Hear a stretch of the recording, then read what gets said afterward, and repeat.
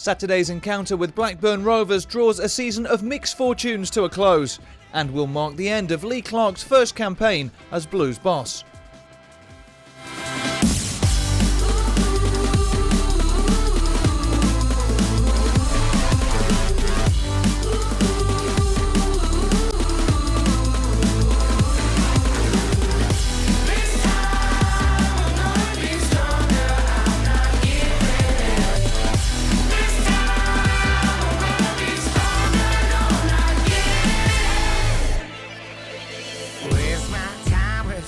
Things were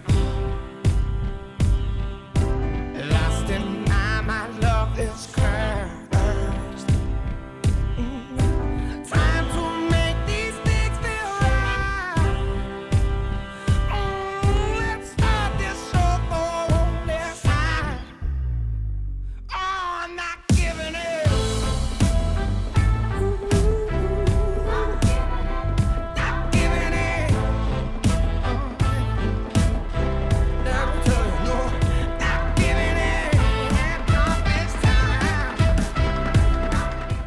Despite the game not having an influence on the playoffs or relegation, the manager insists that there is still a lot to play for. There's lots to play for. I don't buy that statement at any time during the season, in whatever position you're in the club, in the table. Every time you step out as a professional sportsman, there's something.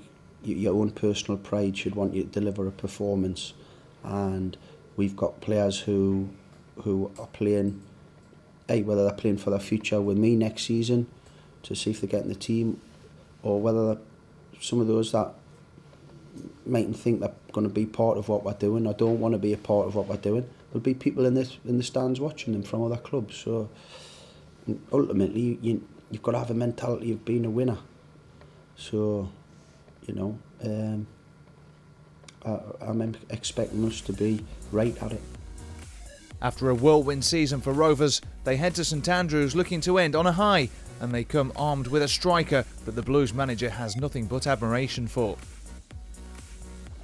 He's one of the best finishers I've worked with, and I've been lucky enough during the course of my career to play and coach and manage some of the best in world football. So it's he's a fantastic boy. You don't begrudge someone like him the success he's had over the last 3 or 4 years, because he comes from a real footballing family. His father was an ex-goalkeeper and goalkeeping coach now at Sheffield Wednesday.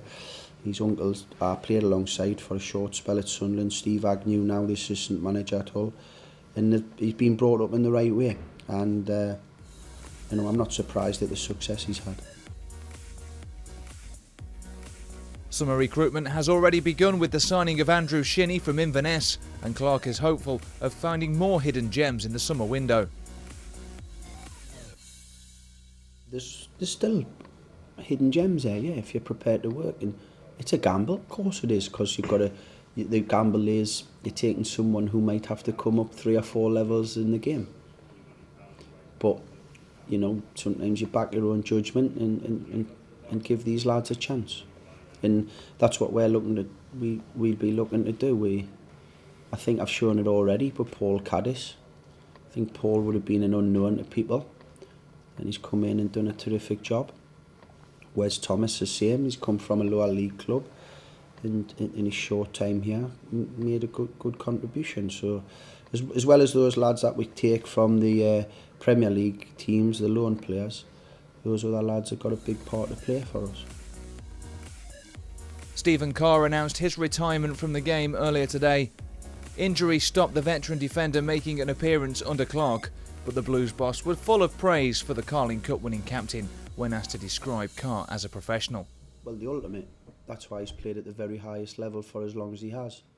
Everything he does, first and foremost, he's a winner.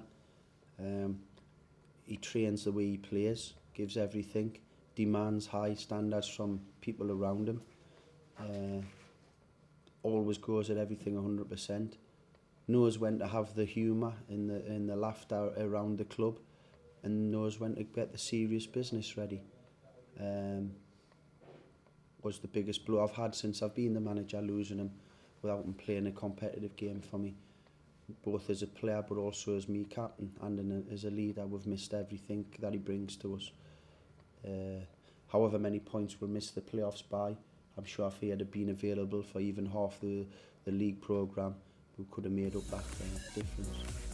And Carr believes that his attitude toward the game is part of the reason why he's enjoyed such a special relationship with the club supporters. Like a lot of fans, I think, if you give it everything and they say you give it everything, I think they'll always stick with you. Because my attitude towards the game, if you're having a bad game on the ball, you can always make a difference by just putting it in, working hard.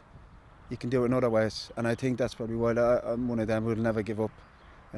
Even if, as I say, if I'm having a bad game, I'll work my socks off to the end. It mightn't be good enough in the end, but I think once the fans can see what the people are working for, I think that's all any fan really wants. If they pay money in, the players aren't giving up and they're going to the end, and I think that's probably why that's the mentality I have, and that's what I think football should be.